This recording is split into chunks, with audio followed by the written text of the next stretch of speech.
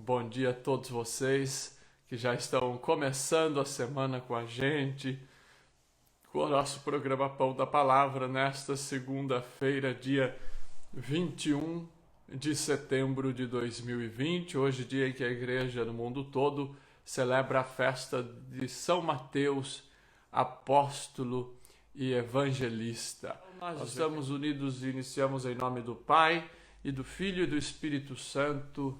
Amém.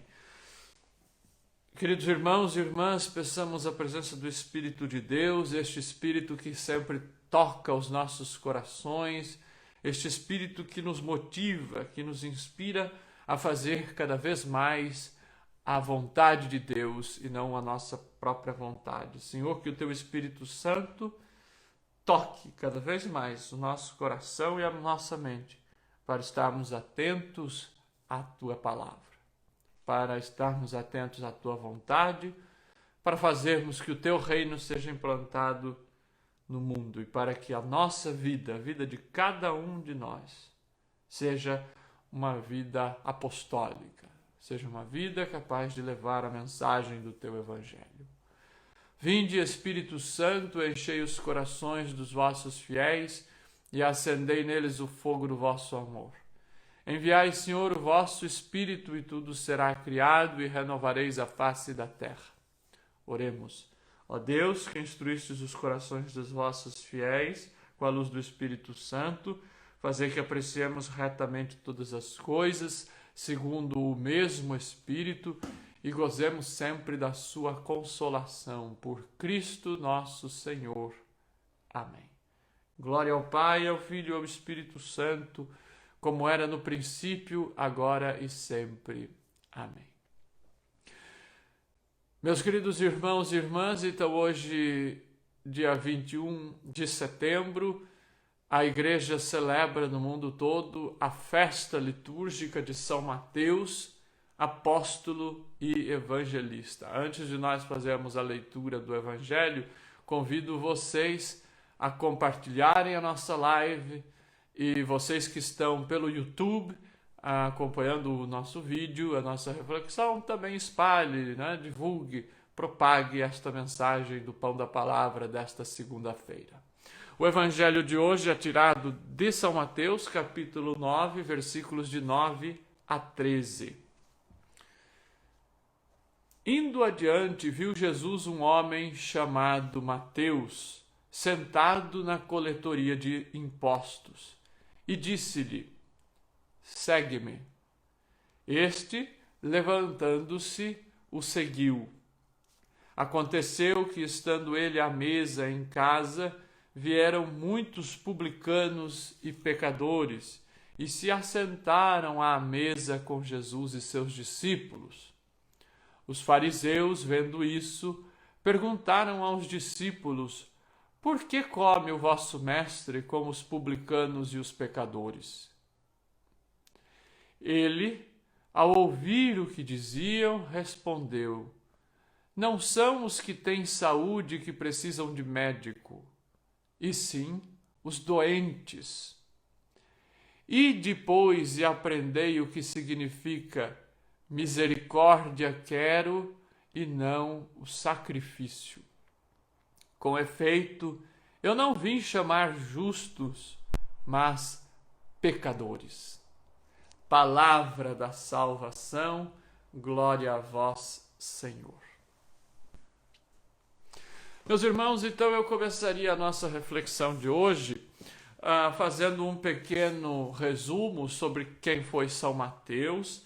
Então, nós temos esta mesma perícope que lemos hoje, que a liturgia coloca, apresenta do relato de São Mateus, o Evangelho de São Mateus. Nós temos esta mesma perícope nos Evangelhos de Marcos e também de Lucas. Porém, Marcos e Lucas, eles não citam o nome Mateus, mas o cobrador de impostos, que é chamado por Jesus, chama-se Levi, nos Evangelhos de Marcos e de Lucas.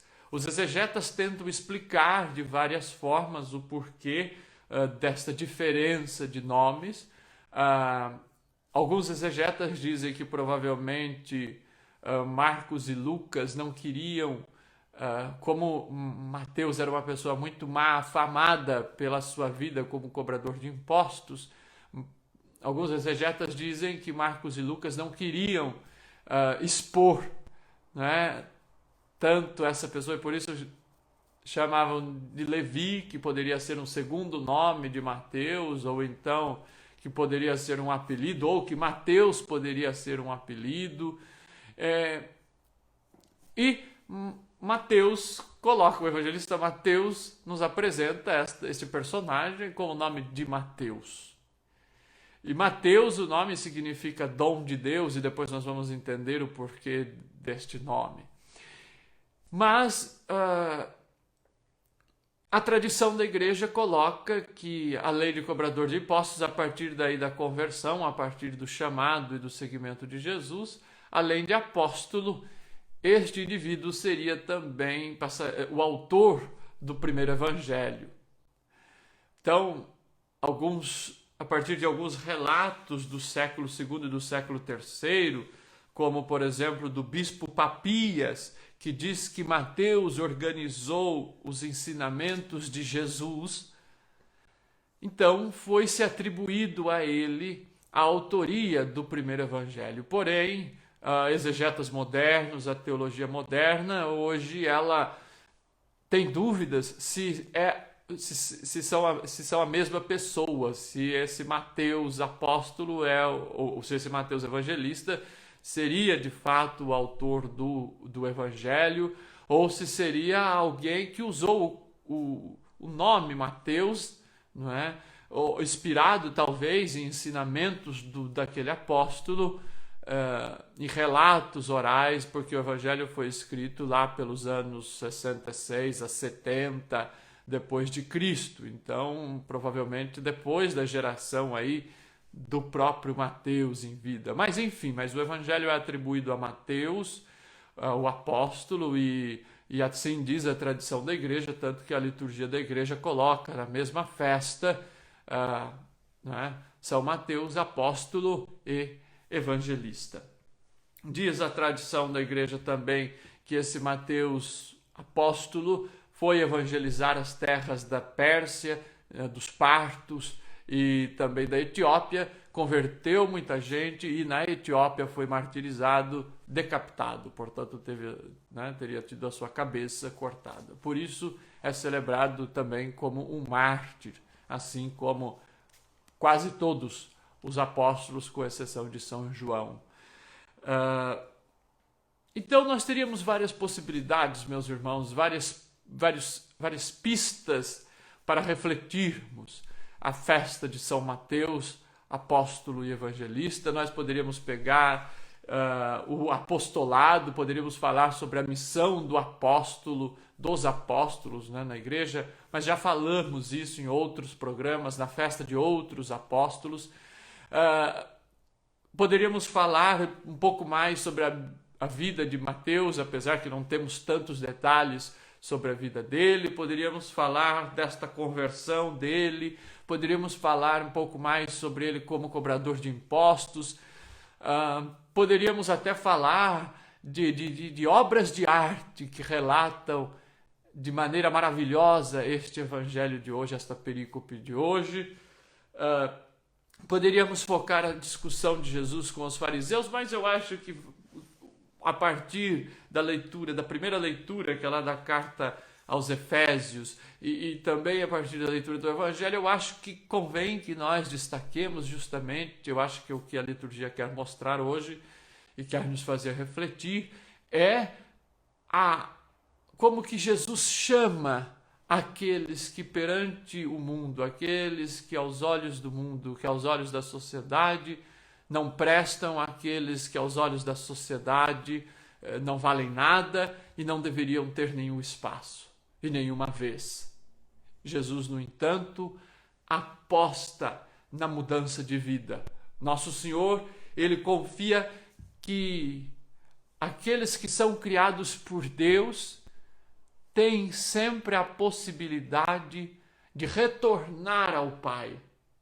Aqueles que são criados por Deus, que são amados por Deus, tem a possibilidade sempre de uma mudança de vida, tem uma possibilidade sempre, e é isso que Deus aposta nesta recuperação da vida das pessoas. E é isso que nós, enquanto cristãos, enquanto católicos, precisamos trabalhar para resgatar as pessoas, para amar as pessoas e, amando as pessoas, trazê-las para Cristo, trazê-las para o Evangelho, trazê-las para o seguimento de Jesus. E é isso que diz o Evangelho, que quando Jesus ele está passando, vê Mateus na coletoria de impostos, Jesus diz a ele: segue-me. É esta palavra que Jesus diz, é esta convocação que Nosso Senhor faz a Mateus ou a Levi, como diz Marcos e Lucas. Segue-me. Simples assim. Nós poderíamos pensar, e é natural que humanamente pensemos, será que Jesus sabe quem é que ele está chamando?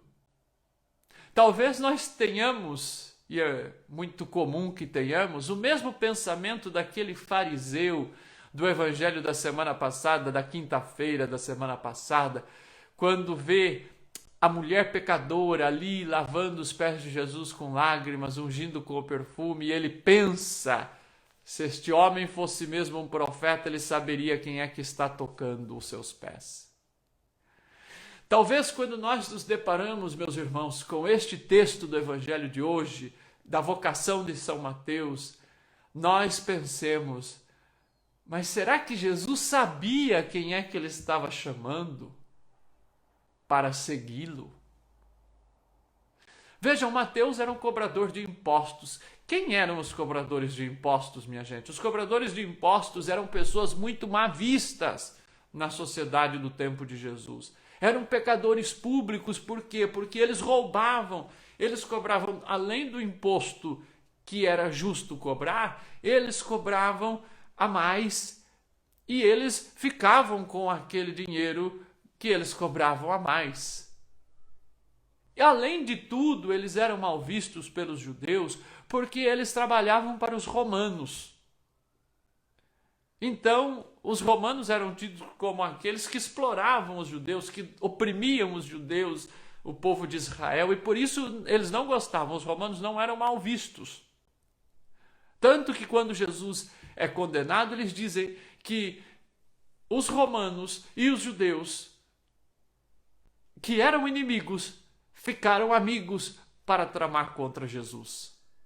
Então vejam, os romanos não eram mal vistos, então os cobradores de impostos, além de serem pecadores, porque roubavam nos impostos, eles para piorar, para agravar mais a situação, eles ainda trabalhavam para os romanos. E por isso eram muito mal vistos, ninguém queria saber entendeu? Dos cobradores de impostos. Jesus, porém, convida aquele homem que é tido como pecador, que é mal visto, que é mal falado, que é odiado por aquela sociedade. É este tipo de gente que Jesus vai convocar para segui-lo. Quando Jesus convida alguém a segui-lo e quando Jesus fala do seguimento, é preciso, pessoal, nós entendermos que Jesus não está falando simplesmente de um segmento físico, de um segmento geográfico.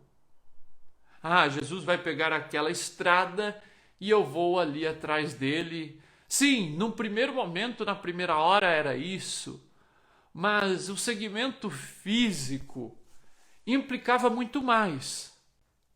Porque quando Jesus falava em segui-lo, ele não está falando simplesmente de estar ali para e passo com ele em todos os lugares.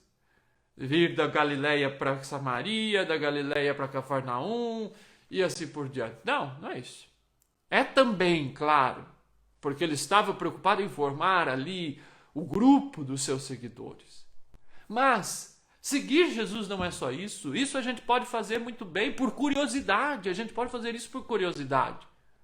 A gente pode ler a Bíblia por curiosidade. Os filósofos conhecem a Bíblia.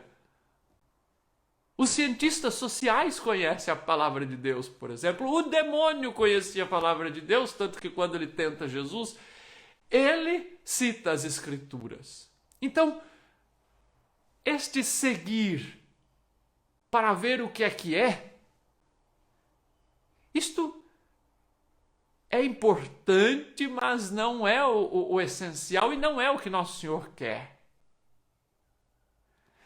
Jesus quer que o sigamos e ele convida Mateus a segui-lo, mas para segui-lo na opção de vida, para fazer uma opção de vida pelo modo de vida que ele, Jesus, veio inaugurar, que é o reino de Deus. Jesus veio para anunciar e para implantar o reino de Deus. Ou o reino dos céus, como diz São Mateus. Então, quando ele diz, segue-me, ele está nos chamando para segui-lo, não só nas pegadas, não só nas estradas por aí, mas para segui-lo, sobretudo, na mentalidade, no pensamento, no coração e nas mãos, nas atitudes, na prática. Como diz a música do Padre Zezinho, muito conhecida. Amar como Jesus amou, pensar como Jesus pensou, sonhar como Jesus sonhou, viver como Jesus viveu, sentir o que Jesus sentia, sorrir como Jesus sorria. Isto é seguir Jesus. E ele já havia anunciado, o capítulo 8 de Mateus já coloca para nós, nos versículos de 18 a 22, vai dizer, vendo Jesus que estava cercado de grandes multidões, ordenou que partissem para outra margem. Então chegou-se a ele um escriba e disse, mestre, eu te seguirei para onde quer que vás. Ao que Jesus respondeu, as raposas têm tocas e as aves do céu ninhos, mas o Filho do Homem não tem onde reclinar a cabeça. Outro dos discípulos lhe disse, Senhor, permite-me ir primeiro enterrar meu pai. Mas Jesus lhe respondeu, segue-me e deixa que os mortos enterrem os seus mortos. Então, nós reparamos que o segmento do qual Jesus fala é um segmento radical, é um segmento da vida, é um segmento de deixar tudo.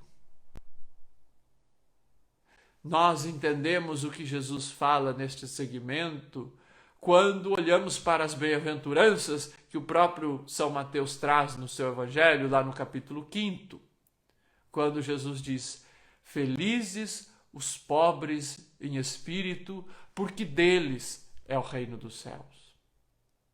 Quem são os pobres em espírito? Do qual Jesus diz que são felizes, que são bem-aventurados. São aqueles que têm a capacidade de se desapegar daquilo que impede de seguir Jesus, de se desapegar da vida velha, de se desapegar do seu pecado, de se desapegar do seu modo de ver a vida antigo e passar a ver a vida, a ver as pessoas como os olhos de Jesus. Meus irmãos, certamente, se você é um empreendedor, se você é um empresário, se você é um comerciante, eu sei que muitos dos que nos assistem são, que tipo de gente você contrataria para trabalhar na sua loja, para trabalhar na sua empresa, ou mesmo para trabalhar na sua casa? você certamente procuraria, escolheria a dedo. Você procuraria os melhores. Você, se fosse para fazer uma faxina, você ia procurar quem iria fazer a melhor faxina.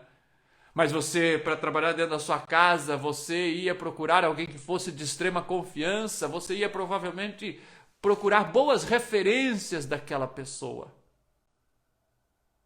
Eu acho que Jesus, ele talvez não serviria para trabalhar no RH de alguma empresa, porque Jesus escolhe para segui-lo certamente aqueles que nós, se tivéssemos uma empresa, se tivéssemos que contratar para trabalhar para a gente, certamente nós não contrataríamos.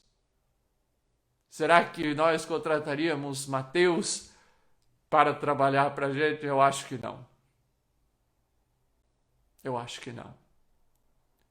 Mas nós precisamos entender que Jesus, ele olha com um olhar diferente. Jesus olha para cada pessoa, meus irmãos, com o olhar do Pai. Ele não olha com o olhar do mundo. É o que nós víamos no evangelho de ontem, na parábola daquele vinhateiro. O homem tinha lá a sua vinha e tinha os empregados, tinha aqueles da primeira hora que estavam sempre com ele, que trabalhavam o dia todo de sol a sol. No entanto, o homem vai e paga aqueles que trabalharam uma hora só no fim do dia o mesmo pagamento, a mesma moeda que ele havia dado para aqueles da primeira hora, e aqueles não compreendem. E o homem pergunta: eu não posso ser bom? O evangelho de ontem nos mostrava como é que é a lógica do amor de Deus, que é diferente da lógica mundana. Porque o amor de Deus, ele quer o olhar de Deus, o chamado de Deus. O chamado que Deus faz a mim, a vocês, a cada irmão, a cada irmã, a cada pecador.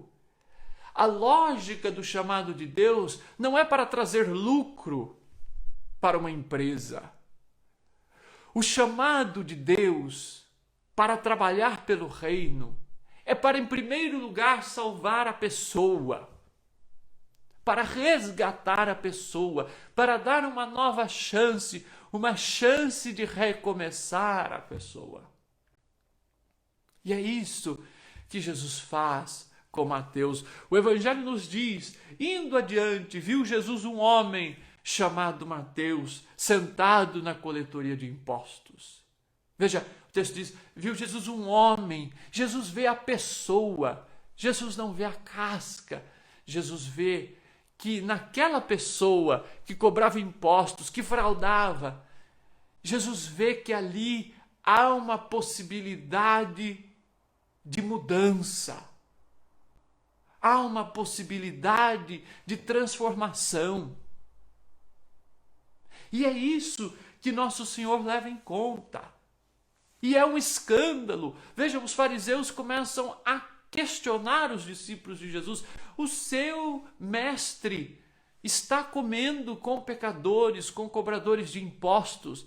Vejam, os fariseus que se achavam os puros. E Jesus, conhecendo o coração deles, ouvindo aquilo, Jesus diz, mas o médico vem para os que estão doentes, e não para os sãos. Não para os sãos. Meus irmãos, se Jesus viesse para os bons, nós não teríamos sentido de pregar conversão. Nós não teríamos sentido de pregar o Evangelho. Meus irmãos, quem de nós é digno? Quem de nós é justo se comparado com Jesus? Quem de nós? E vejam que Jesus diz, o médico vem para os doentes e não para os sãos. Mas quem de nós é são? Ele diz: eu vim para chamar os pecadores. Ele diz no final: eu não vim chamar os justos, mas os pecadores. Quem de nós é justo o suficiente quando colocado lado a lado com Jesus? Jesus diz isso porque os fariseus se consideravam os sãos. Eles se consideravam os justos, eles se consideravam os puros. Então eles nunca iriam precisar de Jesus. De novo, a bem-aventurança. Bem-aventurados os pobres em espírito, porque deles é o reino dos céus. Quem são os pobres em espírito? Aqueles que reconhecem que precisam da graça de Deus. Aqueles que reconhecem que não são ninguém. Sozinhos nós não somos nada. Sem a graça de Deus não somos nada. Nós precisamos sempre pensar, nós somos os primeiros Mateus, os primeiros Levis que foram olhados pelo Senhor e que fomos chamados pelo Senhor a deixar a vida velha e a segui-lo na nossa limitação. Tem gente que diz: eu não sou digno de seguir Jesus, eu não sou digno do chamado, eu não sou digno da vocação. Meus irmãos, eu sei, é muito fácil nós pregarmos isso. É muito fácil nós pregarmos aquele ditado muito famoso: Deus não escolhe os capacitados, mas capacita os escolhidos. É verdade, nós vemos isso aqui em São Mateus. Mas, quando isso toca a nós temos medo de deixar o nosso comodismo para seguir Jesus. Nós temos medo de deixar o conforto, a nossa zona de conforto. Ainda que a nossa vida seja muito simples, mas a gente tem ali o que precisa e assim está bom. É muito fácil quando nós pregamos para os outros: olha, abra os ouvidos para o chamado que Deus tem para você. Deus está te chamando. Mas quando compete a nós de sermos tocados, de sermos enxergados pelo Senhor, nós não temos essa convicção. Meus irmãos, esta é a proposta da liturgia de hoje, que nós possamos nos deixar tocar, primeiro pelo olhar de Jesus, depois pelo seu chamado. E o texto do Evangelho diz que Mateus o seguiu, levantou e o seguiu. E na versão de Lucas diz que ele deixou tudo e seguiu Jesus. Deixou tudo, deixou tudo. O que é que nós precisamos deixar para seguir Jesus? Será que a nossa vaidade? Será que a nossa prepotência? Será que a nossa arrogância? Será que é o nosso medo? O que precisamos deixar? É o que a primeira leitura vai nos dizer, e aí eu encerro. A primeira leitura da carta aos Efésios vai nos dizer: exorto-vos, pois, eu, o prisioneiro no Senhor, a andardes de modo digno da vocação a que fostes chamados. Veja, andardes de modo digno a vocação a que fostes chamados, suportando-vos uns aos outros com amor, procurando conservar a unidade do Espírito e o vínculo da paz. Mas a cada um de nós foi dada a graça pela medida do dom de Deus. Veja, a cada um de nós foi dada a graça. Deus nos dá a graça. Ele nos concede a graça de passarmos desta vida até a vida em Deus, de passarmos para o pensamento mesquinho, humano, limitado que temos, para pensarmos como Jesus, para amarmos como Jesus, para vivermos como Jesus. Porque Jesus vivia como o Pai, pensava como o Pai, mas ele vem para fazer com que a humanidade possa viver como o Pai, para que a humanidade possa viver aquilo que é a vocação dos filhos de Deus, aquilo que é a vida divina. E eu termino citando, como eu disse anteriormente, há uma obra de arte belíssima, uma pintura de Caravaggio que está lá na igreja San Luigi dei Francesi, em Roma, a igreja São Luís dos Franceses. Há uma capela de São Mateus do século XVI, XVII, com 3 grandes pinturas do grande Caravaggio sobre Mateus. E uma delas, que é talvez uma das obras, certamente uma das obras-primas de Michelangelo Caravaggio, é justamente a vocação de São Mateus. E a tela, vocês podem pesquisar no Google, vocês podem pesquisar esta tela, esta pintura maravilhosa tem, de um lado, a mesa da coletoria de impostos, vários cobradores de impostos e Mateus, um vão no meio, e do outro lado Jesus e São Pedro. E Jesus estica o dedo assim, chamando Mateus. E este dedo de Jesus é como o dedo de Adão, lá naquela obra que está no teto da Capela Sistina, no Vaticano, aquela do outro Michelangelo. E aquela obra da criação, em que o dedo de Deus toca o dedo de Adão.